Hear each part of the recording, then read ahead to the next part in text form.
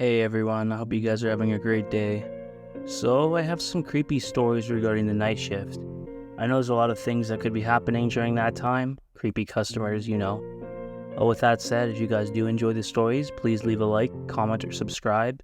And with that said, enjoy. So I was working the desolate overnight shift at a giant corporate medical call center. It seemed glorious at first. Just parked myself in a cushy chair and answered some random routine questions. Patching through to advise nurses all night from the comfort of a brightly lit office.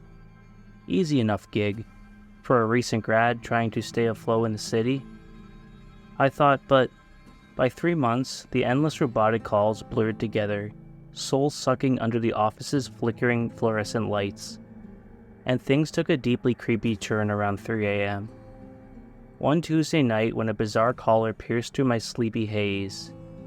I just hung up from speaking with an elderly man inquiring about prescription renewal details when an unknown caller flashed across my screen. No identified name or number displayed, just the word unknown, which wasn't unusual working a giant call system network, probably just another harried parent trying to verify insurance coverage for some pediatric issue. I figured while sniffling a yawn. Thank you for calling ACT Insurance. This is Melanie speaking. With whom do I have the pleasure of speaking with tonight? I recited for the 1,000th time, trying to sound optimistic. We were required to identify every caller properly before assessing medical history, even at ungodly hours. Initially, only some empty static echoed back, hollow and wispy, but then a thin, glitchy voice carrying an almost sing-song quality rolled through. Why, hello there, Melanie. So me to finally speak directly. I've heard only lovely things about you. I sat up straighter, instantly more alert. The voice sounded clearly digitized, as if using some modulator. No problem, necessarily, could just get pranks. Her teen-bearing mom's cell phone, to stay anonymous, had to handle all callers professionally, even the new in scopes testing, my sleep-deprived patients. Well, I appreciate that, sir, I responded with a whining cheerfulness. Now who may I ask this calling tonight? So can we proceed verifying your information? More dead air carried through.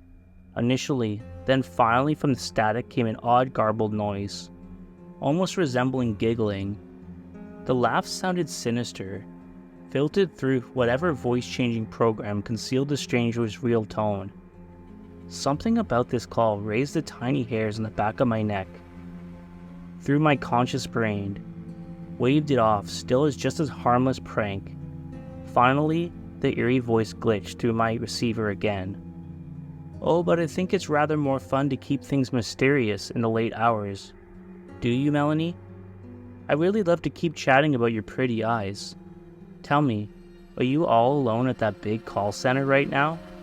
I wonder. I nearly choked as the cellular uttered my personal childhood nickname, which I knew for certain was not printed professionally anywhere.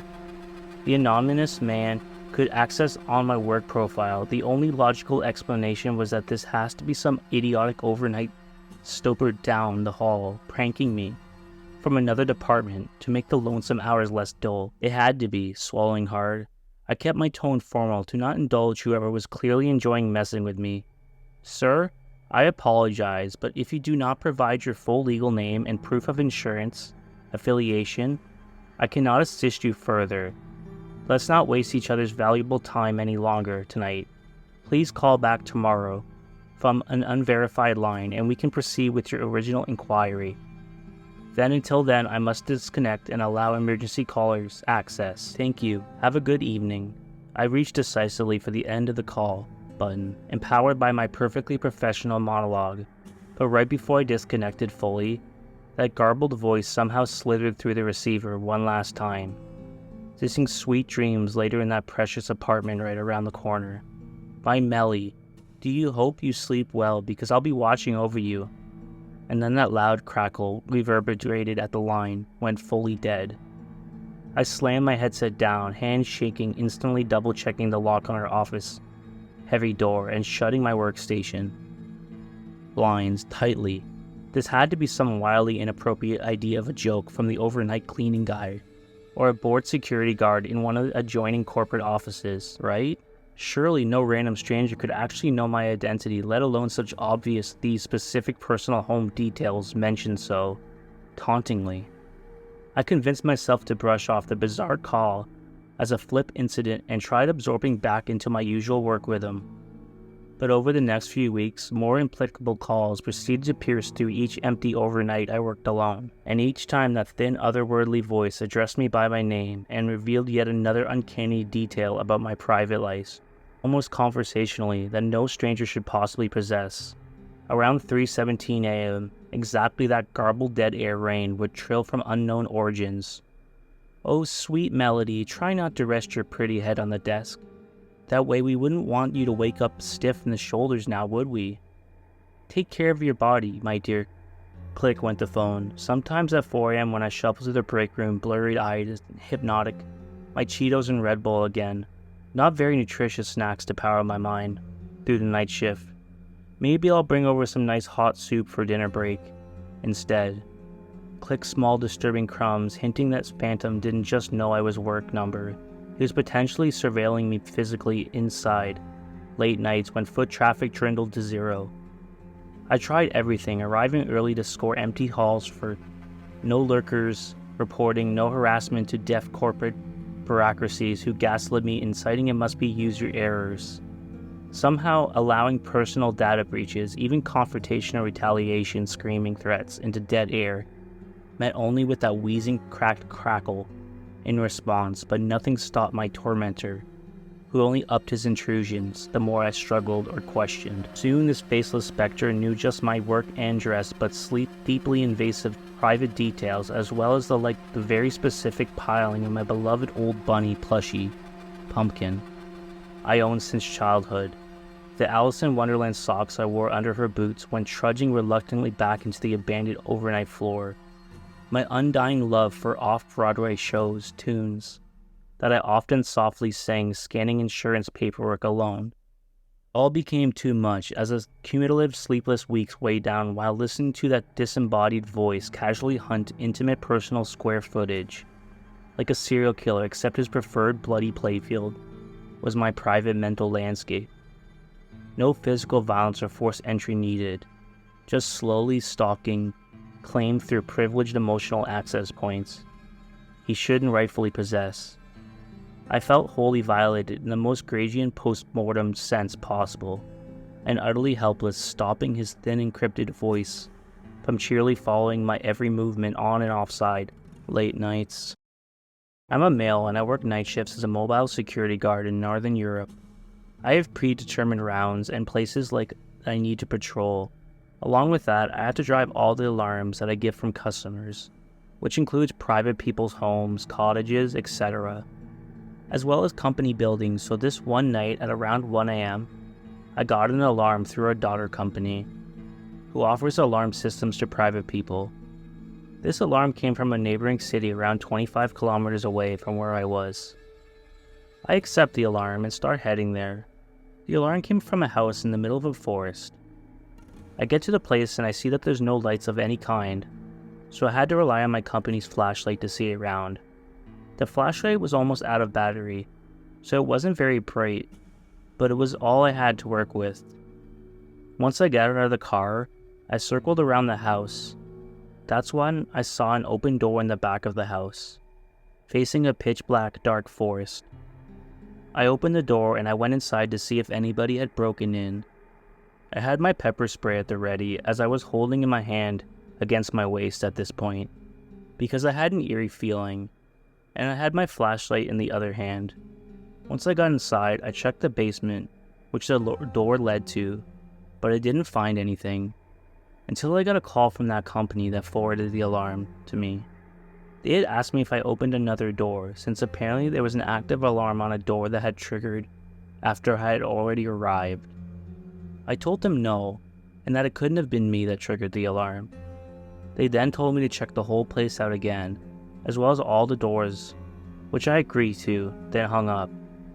Now this really freaked me out, since I know I didn't open any doors, and the fact that a door had started an alarm after I was already inside, well, that means that something had opened another door in the house, somewhere else.